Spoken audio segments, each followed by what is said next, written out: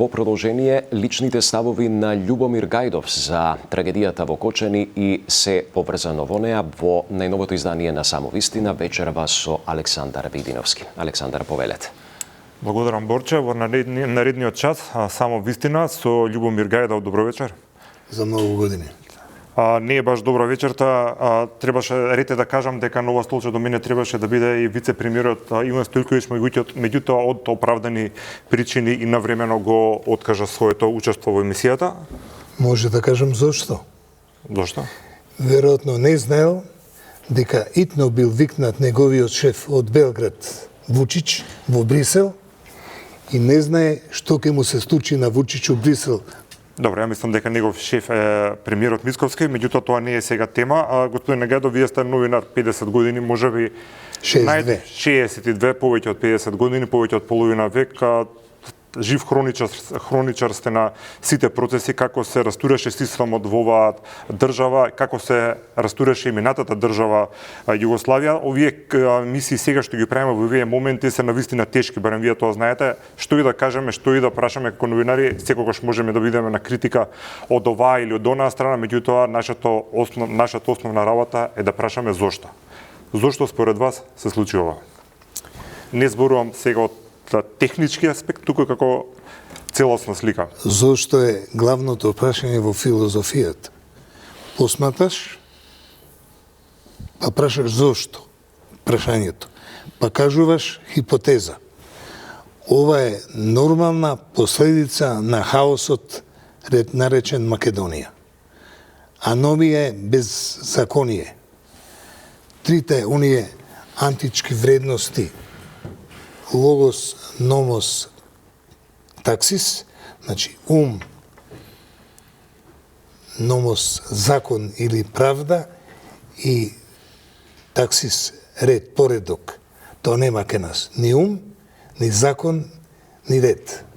Тоа е нормална последица, природна последица на ова што се случи со овие јадни дечиња, на кои сакам роднини и пријатели да им изјавам сочувство, иако академикот Венко Доновски не вика сочувство, чувство треба да имаме да го восприемеме ова што е трагично македонско денес. Како вие како човек лично го доживеавте ова?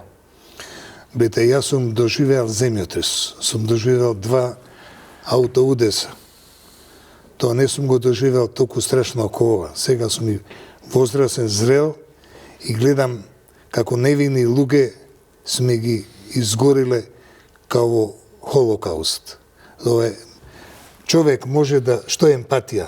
Да влезеш во туѓи чевли. Кога ќе влезете во чевлите на тие што очајни биле, не можеле да се спасат, кога почнало све да гори. Тоа е застрашувачки за секој нормален човек. Дали таква емпатија има дел од политичарите кои што ја разорија оваа држава од натре изминативе години поради алчност? Бете, морам да ја цитирам претходната амбасадорка, американска, Кейт Барнс. Таа 4 години беше амбасадорка во КЕПС или ОЕПС во Виена. 4 години се спремаше као заменик амбасадорка во Скопје и уште од Виена и од Атина го кажуваше тоа секој ден во Скопје. Нема да дозволиме да продолжи културата на неказнивост. И деновиве слушам од нашиве врвни политичари одговорност па одговорност. Тие не го разбираат поимот одговорност значи обврска. Тоа што треба да кажат се вика отчетност. Треба секој за своето дело и недело да поднесе отчет. А тоа сега верувам дека ќе се случи, бидејќи овој мој велешанец работи ко атомска мравка и гледам секој ден го зголемува списокот. И мислам дека зборувате за министрот за внатрешни работи. Тој е од ретките што си ја заработува платата, иако многу не го сакаат. Нормално кој им брца прст око. Ја слушам вчера емисијата на Лупеска во Телма. Двајцата експерти што беа повикани, Зоран Доревски, доктор Зоран Доревски, што беше шеф на управа за заштита на личности. Кога патував со Глигоров, со Бранко Црвенковски, со Љупчо, он беше тука заштитар. Тој рече дека сме имали ние централизирана система за одбрана. За време на Југославија. Во Југославија и во независна Македонија. И тоа е распарчено на 17 агенции. А тие 17 агенции, вика, се доделувани на помалите партнери во власт, а тие си го земаат тоа код дученче за вработување. И тоа стана негативна селекција и се уништи. Дали тоа што го зборувавте многу пати во оваа студија изминативе години, дека најголемиот проблем на Македонија е негативната селекција на кадри, политичкиот пазар меѓу партиите, ти ќе го земеш, ја ќе го земам ова, придобивките си ги зимаат, институциите се срозуваат, резултатот е ова.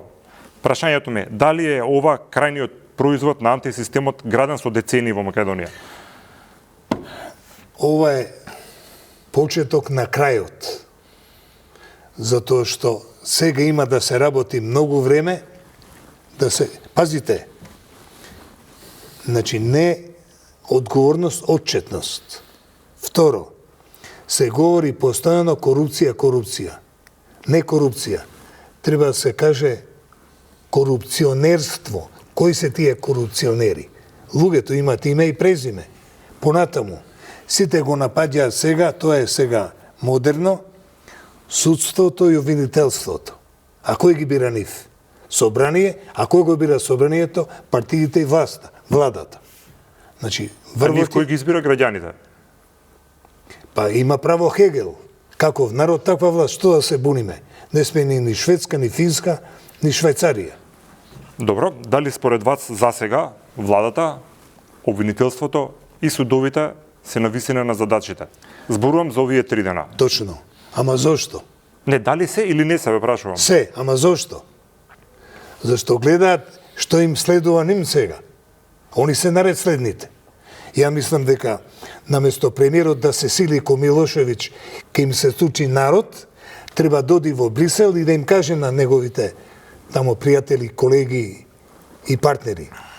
Господа, и јас исто ко Еди Рама ке ги избркам сите судии и ќе почнам да ги примам еден по еден. Еве да дажам 2 примера жестоки. Шефица на кабинет на влада, на премиер, станува шеф на судски совет. Една мома која била член на комисија за правосудство во СДСМ, ја носат директно за председател на судски совет. Не била 5 секунди во суд, не ли знае кај е судот. Понатаму, дожа оној дечко на од Битола во судски совет, не член, председател. Што е тоа? Све наместено. Понатаму, онаа мома што беше судија, што ги судеше овие несрекници од 27 април, ја пикаат во Уставен суд веднаш за председател. Па кај има тоа? Па народ не е глуп, тоа се вика атак на интелигенција на македонскиот народ. Уште малце околу начинот на кој што функционира системот овие 3 дена ќе повторам, беше во соседните земји, барем во дел, гледав на вестите во Црна Гора, во Србија, беше земена како позитивен пример како треба да функционира влада во ваква кризна состојба. Претпоставувам дека тие овој наратив го потребуваат и за нивната внатрешна политичка борба. Гледате, она е македонска стара приказна. Ти кажувам, Керко, се ти се снал. Тие сега тоа го користат ко повод да им се закан на своите политичари. Спремајќи се за денешна емисија, гледав интервју во вашево студио со Стојлковиќ. Тој си дозволи да каже дека некоја македонска агенција е таа што го направила бунтот на студентите во Србија. Далеко од думот. Далеко од думот. А тие децата гениалци да можат да гурнат режимот на Вучич, што прават? Пеш одат низ Србија, 100 километри пешачат и го дигаат народот, селаните, тие полуписмените, неписмените и работниците, дека не е проблемот кај нив, проблемот е што тие молчат. Да, ќе се вратиме на случувањата и во регионот во контекст на тоа што ни се случува нас. Денес имаше нова тура апсења, 6 полициски функционери, богами високи, добија и 30-дневен притвор по брза постапка, Како според вас, колку длабоко треба сега да ова акција, ќе речем, да влезе и во хоризонтала и вертикала, и колку време ќе треба за тоа, барем со овој случај да се расчисти и да имаме пример како треба да се постапува и со тие што се случија и не дај Боже со тие што ќе се случат. Да поставиме стандард, доколку е тоа можно. Гледате, сите овие што се притворени сега од министерот на стопанство, економија нека биде. Вчера рече поранешната председателка на антикорупцијска дека таа пратила писма во името на комисијата до разни институции, меѓу кои и до Министерство на стопанство. Тој не реагира. Затоа е сега притворен. Зашто неговата подсекретарка го подпишала овластувањето за оваа трагедија во Кочани. Сакам да кажам, овие што се сега ќе ги судат, тоа не е спорно. Ама прашање кој ги донел таму? И кој ќе гледате полека се качува на врвот на пирамидата. Кој е, се извинувам што е прекинувам, што е врвот на пирамидата? Подготвувајќи се за да напишам поговор на мемориите на Андов, што прочитав? Страшна работа. Во сите статути на сите партии стои дека кадровската политика ја води Централниот комитет, а повисоко тело извршен комитет или извршен одбор, а председателот има монопол на кадровска политика. Значи, тие се по дефиниција, по устав, по статут, култна личност, богови. Без оглед како се вика, дали Бранко Црвенковски, дали Љупчо Георгиевски, дали Никола Груевски, дали сега професоров Мицковски, тој има монопол на власт и тој му се тресат бидејќи, како што прави Трамп, преку Твитер им кажува на министрите дали утре да дојдат на работа и да не дојдат на работа. Тоа е трагедијата. Добро, милион пати зборувавме за системот, од разни јагли го зевавме, меѓутоа сите сега се сложни по оваа невидена трагедија, дека сега е моментот кога мора конечно да се направи тој ресет, доколку сакаме да имаме елементарно пристојна држава. Ако не можеме ова да го решиме, да не ги малтретираме луѓето, некои велат да се само распуштиме, колку и да е тоа тежок збор. Како според вас се ресетира еден систем и што тоа значи? Еве како. Ние сме наследници на советскиот большевизам, што го нарекуваат аматерите сталинизам. Тој што е на врвот, без оглед дали е тоа Ленин, Сталин, Хрушчов или било кој. И ке нас Тито, Лазо и понатаму, поред. Значи, додека после изборите 2016 имаше во Ману конференција каде што мојот професор, академикот Старделов, рече голема работа. Нема демократизација во Македонија додека не се демократизираат партиите. А што значи демократизација на партија?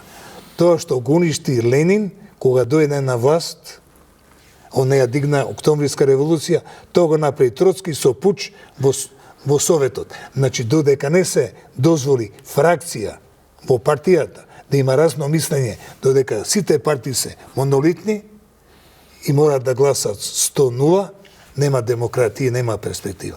Ова е сега шанса да се отвори дебата како да се демократизира Македонија. Тие што не се согласуваат со ова мислење, ќе ви го кажа следното. Нивото или степенот на развој на нашето општество е на тоа ниво да не можат 20 луѓе во куќен совет да се договорат дали треба да платат 300 или 310 денари за чистачка, а вие дозволувате демократија во партија секој да си има своје мислење. Како тогаш ќе функционира државата? Чекайте. Овие будали се британците, французите, германците. Зборуваме за демократи со векови. Па ние со векови, се слагам со тоа. Се слагам. Меѓутоа, гледайте, мораме да го поминеме овој детски период на трагедии. Меѓутоа, овие се многу скапи цени. Можеме ние, што е проактивно мислење? Да знаеш што ќе биде као шах. Кој игра шах, ти не мислиш што ќе биде најубав потез за тебе, ти мислиш кој е најлошиот потез да можеш да му контрираш. Така и овде. Ние сите се занесуваме дека можеме да бидеме политичари, а политичар значи водач, а водач значи тој што го има клучот и на кадровите и на кесето. Зашто сме песимисти? Се случија многу несреќи со многу жртви, непотребни. Стајковци поплавата. Рековме, системот не функционира, овие жртви не треба да се случат, ова е дно, невидена трагедија, мора нешто да се промени. Се случија 2 сообраќајни несреќи. Системот потврдил максимално кај да чепнеш труло, што вика министерот Тошковски, и граѓаните ќе се сложат со тоа. Мислам дека секој што е елементарно и објективно реален ќе се сложи. Болницата во Тетово? Да довршам. Модуларната болница излезе. Хорор невиден.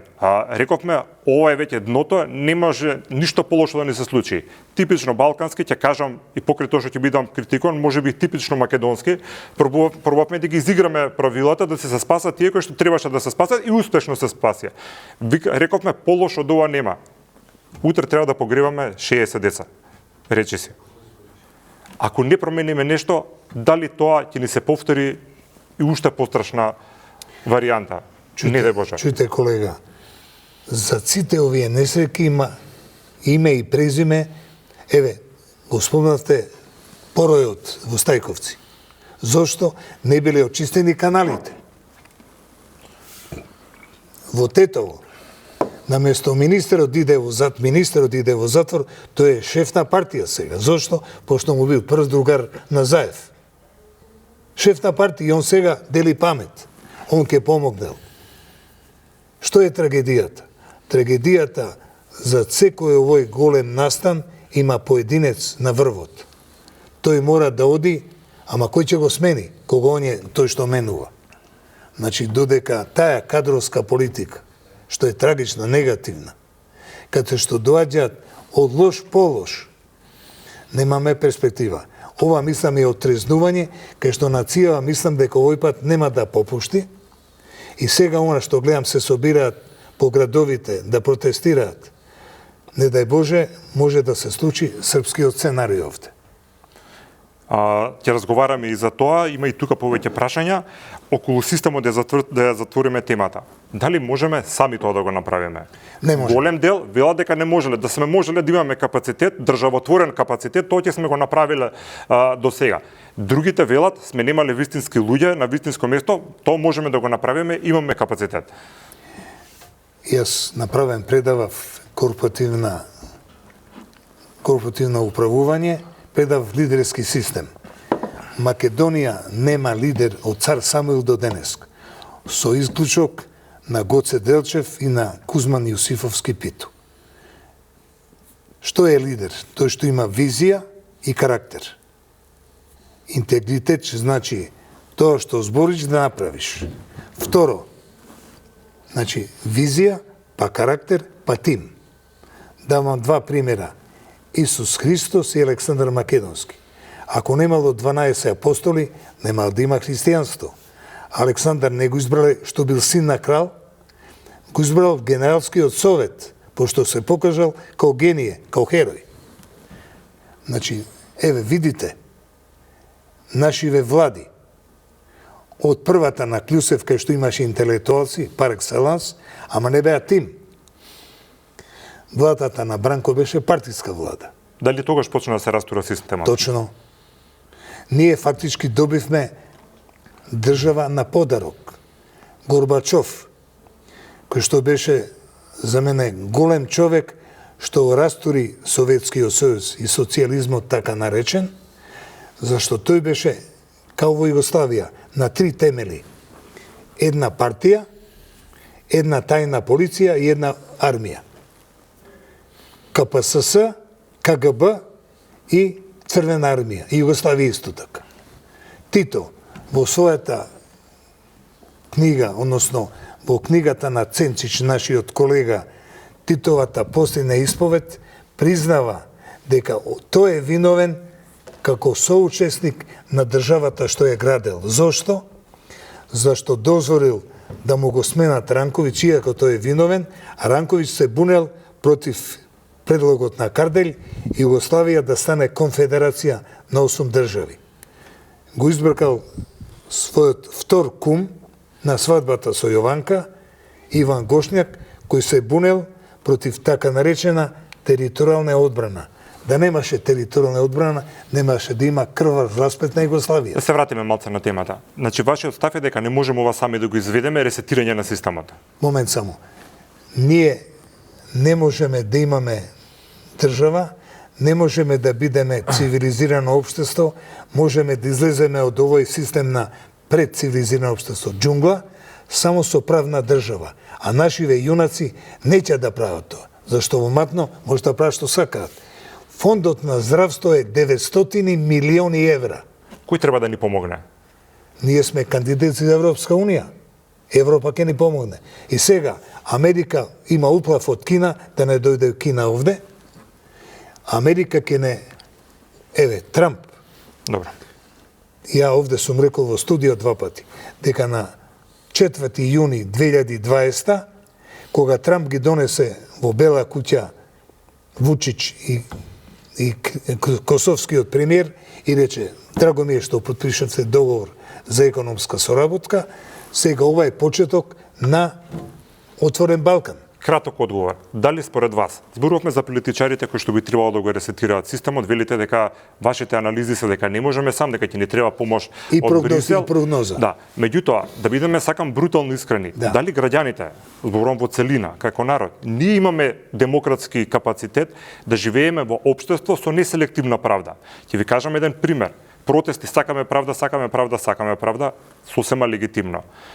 Во полициска станица се носат двајца управувачи на дрон, до нив ли ви стигна да ги носите во полициска станица? Кога има правила за тоа. Ние како телевизија, секогаш ќе ги снимаме репортажите, ние 2 дена унапред се пријавуваме каде што треба да добиеме дозволи да летаме дрон. Дали знаете што е финтата? Што? Дроновите новинарски биле 2 килограма и 200 грама. А од тие го симнале од 2200 на 2 килограми е за тие што биле по 200 грама децова геопсија. Далеко од памет. Значи гледаат на грамови, а овде се краде на милиони, да не кажам на милиарди. Значи вие се согласувате дека и покрај тоа што се прекршувале правилата, дека слободно можеле да се летаат тие дронови? Апсолутно. Па што? Добро. Кому пречеле? Во хипотетичко сценарио, ако леташ дрон врз кава група на луѓе, ако случајно техничка е проблем, и ако падне, и после кој ќе одговара? Најцрно сценарио ви кажам. Добро. Ќе испадне, тие немале дозвола да летат, ете властите пак оставија да се види секако што треба. Не сакам никој да бранам, тезата ми е колкав е капацитетот кај нас и кај мене и кај вас да прифатиме што значи да има неселективна правда. Треба да се почитува. Бидејќи тоа е нешто ново за нас. Се слагам, треба се почитува закон, меѓутоа. Еве, например, има едно правило во правото, непознавање на правото тебе ти пречи. Игноранција е јут нокет или ноцет. Значи, тој што не знае, нема е оправдување. Меѓутоа, ако ти мериш на 200 грама на кантар у аптека, а овде пушташ да се крадат милиарди, не значи дека треба сега и овде да се мижи. Дали зборот неселективно значи и за милиарди и за 100 денари криминал дека треба да се одговара? Тогаш што е проблемот? Проблемот е додека не влезе Македонија 2030 во Европска унија, тамо ќе ни го дотераат умот со принципот стап или морков. Ако работиме по нивните правила, тогаш ќе добиеме пари за развој. Еве, да повторам, во Албанија на Еди Рама му се лутеа, му вика, му замерува, тој ги избрка сите судии и одново напре избор. Што ќе биде ако ние месец-два немаме судии? Ништо. Што ако имаме судии кои судат по 10 години, по 20 години? Еве, јас сум дал ово вашево студио, пример. Треба студенти, абсолвенти, магистранти, докторанти по право или приправници во суд да добијат домашно на проект од Министерство за правда, да се отворат сите досија на сите судии активни и на сите обвинители и да видат за колку време се решавале случаевите. За 5 секунди селекцијата јасна е. Констатиравме дека и во минатото кога сме имале случаеви со голем број жртви поради нефункционирање на системот, одговорност немало. Сега да видиме отчетност. Сега да видиме како самата држава и како систем сме се подготувале за евентуални несреќи. Без странците се покажа дека досега не можеме. Ќе се сложите. за вакцините први ни ги донираа странците. Пред неколку години во Источна Македонија имаше огромни пожари, да не дојдоа странците со авиони, со пожарникари, заедно со нашите пожарникари со минимална опрема што херојски гасеа тамо, ќе не изгореше половина држава. Сега да не дојдоа сите со авионите, со хеликоптерите, не сакам ни да замислам. Со хирурзите. И со хирурзите, со лекарите, со опремата што имате како држави сериозни, не ќе ни да претпоставувам што можеше да се случи на овие наши сограѓани кои сега што се лекуваат во половина Европа практично. Зошто како држава не инвестираме во нашите институции како што треба? Пред некое време Си извинувам што е прекинувам. Сакам малце холистички да го гледаме сега проблемот. Тоа ми мене начин на мислење. Значи немаме пошта, немаме железница, немаме основни некои работи кои што ги имат, немаме државен авион. Поради популизам не купуваме државен авион затоа што ќе се трошело пари за тоа. А со тие државни авиони сега делуваат и овие луѓе ќе се разнесуваат, вместо да чекаме доаѓа да ни ги земат. Ме разбирате што сакам да ви кажам? Бете, буџетот од 6 и нешто милиарди. И ја тврдам дека за нова година пола го нема. Еве, конкретно, фондот за здравство е 900 милиони евра. Според мојата пресметка или проценка, што ја знам уште кога бев советник за менеджмент кај министерот Даниловски. Случајно ми рече професорот Борозанов дека ако не им покачи 100 денари плата, не го примаат назад на факултет. Сабаленте на колегиум му велам, ти порачува Борозанов да им покачиш плата по 100 денари. Он вика, овој не дава. До него стои амбасадорот на Светска здравствена во Скопје. Зашто не даваш, му викам? Вие имате 4ти буџет во Европа. Шведска, Норвешка, Данска па Македонија. Како бре? 2 милиона народ, $100 по човек, имате фонд од 200 милиони долари. Па кај се парите? И вака вика. Овој горе носи пола буџет дома. Тој горе е директорот на фондот за здравство, генерален секретар на ВМРО ДПМН, значи Љупчо Георгиевски има украдено, лани го реков исто во јануари овде, 400 милиони долари. И лани ви реков, доказ ми треба за тоа, меѓутоа да продолжиме. Значи, сега е 900 милиони евра. 100 се трошат, кај се 800? Да, Еве што вашата. И авиони да се купат, не мали авиони, 2 джамбоџета може да купат. Можеме и сега да купиме, меѓутоа моето лично размислување дека од популизам не се купува за да не се свати погрешно. Предпоставам дека тоа ќе се смени набрзо. Ги следев господине Гајдов вчера и колега Гајдов и вестите во регионот. На словенечка телевизија имаше интервју со две медицински лица, професор и професорка, кои што дошле со авион или со хеликоптер, не ме земете збор, во Скопје да презема дел од повредените. Тие беа ужаснати, раскажувајќи што виделе во Скопје, не за повреденици со тешките повреди, туку за здравствениот систем.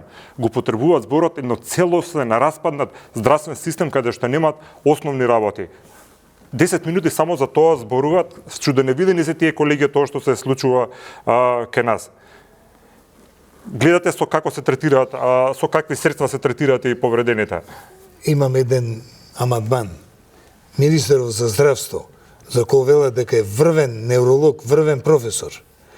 Тој, еве, скоро 9 месеци, како се фалеше, дека ќе направи од клинички центар една управа. Зашто не прави? Зашто тие совети на 42 клиники не ги избрка тие што земаат големи хонорари. Тоа се големи хонорари. Значи, треба премиерот да го праша, зашто бе ти, бате, се фалеше дека ќе направиш ред на центарот Мајка Тереза или сака да прави катна гаража со албанска екипа. Како тоа? Како тоа? Значи, све може. А здравството е и школството е трагично. Пред некој ден ја слушам министеркава, кој една блескава мома, која што е професор, не е она некоја случајна чиновничка, фондот и бил 40 милиона евра. Па нема за вода пари. А треба да има фонд, според мене, 10% од буџетот. Ако е буџетот 6,5 милиарди, треба за школство, инвестиција во памет, најголема инвестиција, најефтина, 60 милиона евра да биде во здравство. Не 60, 650 милиона во школство. Не 60. 10 пати поише. Ги следите сите медиуми во регионот, как ли се реакциите по видеото што се појави на српскиот председател Вучич со насите повредени деца, како со свита од 30 луѓе со камери, 30 луѓе со камери и ги снимаат во лик повредените немоќни, имат девојки со голи рамења, да речеме тамо што лежат, и тоа оди на етер, па сега гледаме дека и сите балкански телевизии ги превземат тие снимки. Имаше големи реакции, денеска министерот Таравари со реагира. премиерот исто шета. Гледате, српските опозицијски, така наречени телевизии покажаа кога Девид Камерон, британскиот премиер, дошол да посети некој повреден во тие фудбалски гужви нивни. Тој што бил шеф на оделот во таа хируршка сала, не сала хируршка, тако болница, им рекол, марш надвор. Како марш надвор, вика, овде јас сум премиер. Марш надвор. И тие вика, ајде ке си одиме. Како е тоа влегување во стерилна соба, кај што не сме да влезе никој, осем да има скафандер. Значи, ти да се сликаш пиар, да правиш, дека као многу си хуман, ги донесуваш во опасност нивните животи. Инфекција и готов е. Отворено тело има, кожа изгорена. Тоа е трагедија, тоа е не политичка некултура. Тоа е обид да се прикаже колку сме ние хумани. Ние сме хумани само ако докажеме дека ќе почнеме да го сечеме коренот на злото. А коренот на злото е во организиран криминал. Понежна варијанта е корупција. А не корупција, него корупционери. Се знае кои се. Се знае. Знаете само што е разликата, што на тој британски доктор, шеф на одел кој што го кажувате, кој што буквално го избрка, и тоа на висок тон, британскиот Камерон, да. дека влакно нема да му фали од глава. Нема. Може да биде и унапреден. Затоа што тоа народот тамо го цени. Или системот го почитува. Пазите, ми велат некои пријатели, во Данска нема корупција. Зашто? Тие не ги стават у затвор, ги стават у лудница. Чујте, Естонија беше со Финска најсиромасна земја во Европа. 2% од буџетот го заштедуваат зашто вовеле дигитализација. Нема пипање со пари, све иде електронски. Нема шанса за крадење. Значи, двете големи стратегии на Европска Унија, декарбонизација и дигитализација, во Финска е спроведено. Така, оној буџет што секоја членка на НАТО треба да го дае 2%, оди токму тоа што нема хартија. Да, како гледате на собирите на граѓаните изминативе денови? Во Македонија? Да. За мене тоа е херојска емпатија, херојска. На луѓето им е донос, тоа е повод, ова е повод. На сите им врие. А гледате, таму се главни во Србија, младите. Тие гледаат дека они можеле да бидат на место на овие несреќни луѓе во Кочани. Добро, меѓутоа, тие настани, што предпоставам ќе траат и следните денови, се повод за буквална војна на ботовите на социјалните мрежи. На злото, да. Да, таму има и луѓе кои што сме ги гледале и на партиски собери на XY партии, што биле вирални, да речеме, со некои видеа, сега ги гледаме повторно, даваат изјави. Меѓутоа имаше една огромна друга група на луѓе кои што се скршени од болка од ова што им се случува и сакаат да излезат на плоштадите и да ја споделат таа болка со граѓаните во мир, како што беше вчера. Кој е сега балансот од искрен, автохтон изјавување на сочувство, на солидарност, на заедништво со искористување тоа за бедни политички поени лево и десно фаќање? За чистење образ. Па тие се најопасните. Ако видите биографија на многу политичари, на врвни политичари, гледате дека имале 3-4 книжки партиски. Лево, десно, оп, Значи, што е работава? Не дека нема да има партии, ке има партии, без партии нема демократија, нема избори. Меѓутоа, мора да има сериозна демократизација во партиите. Сериозна. Бидејќи не ве прашам ова за џабе, бидејќи денеска и вчера вечер дебатата прица на социјалните мрежи каде што е форум, сега активирано е се, нели? Тоа е демократија. Да, сигурно и ние сме сега цел на критика, што е нормално, си ја земаме таа одговорност врз себе. Која на јавност мора да биде. Така, дебатата од како да, ова што разговараме ние, како да се промениме ние како македонци, како држава, да направиме нешто, се сведе кој сака да ги злоупотреби, да ја злоупотреби несреќата за политички поени. И ние пак се караме тука во калта, државата ни крвари. Како сами да се надживееме од тоа? Еве, пред некој ден ректорката и министеркава одржа говори во кампусот. Исправно беше тоа според вас? Одговорија студентите. Срамота ја злоупотребувате трагедијата на нацијата. Тој е одговорот. Децава, не се будали тие, многу е лошо на таа младина кој е светски. Дека само што рековте дека е брилијантна на министерката. Чујте. Она може и секој брилијантен човек да направи грешка. Црвен картон. Меѓутоа, што сакам да кажам? Дека децава наши со телевизија, со социјални мрежи, денеска се сите они космополити, као да живеат во Њујорк, Лондон, Париз или во Шпанија. Децава наши не се. Сите јазици знаат. Па се за трагично, сега сите учат германски и мислат како да избегаат. А овие српскиве студенти велат, ние ова го правиме, сакаме да останеме во нашава земја, не да бидеме гастарбајтери во Германија. Внук ми, кој што има 18 години, вчера случајно ми каже, искрено ме замисли и ме запрепасти. Вика, моите соученици, моите другари, повеќе се мотивирани да излезат надвор од државата, отколку нешто да променат дома. Не, тоа лично ме погоди. Ма тоа е, они гледаат дека овде... Тоа е злостор врз македонската нација.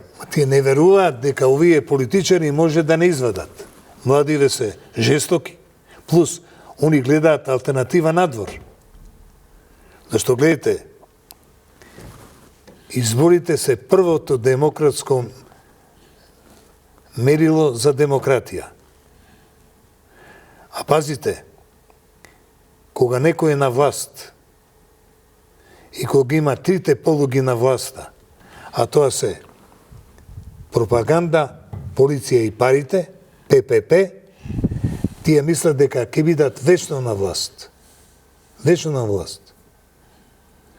И јас сум покренал иницијатива, петиција, тие што го промени името,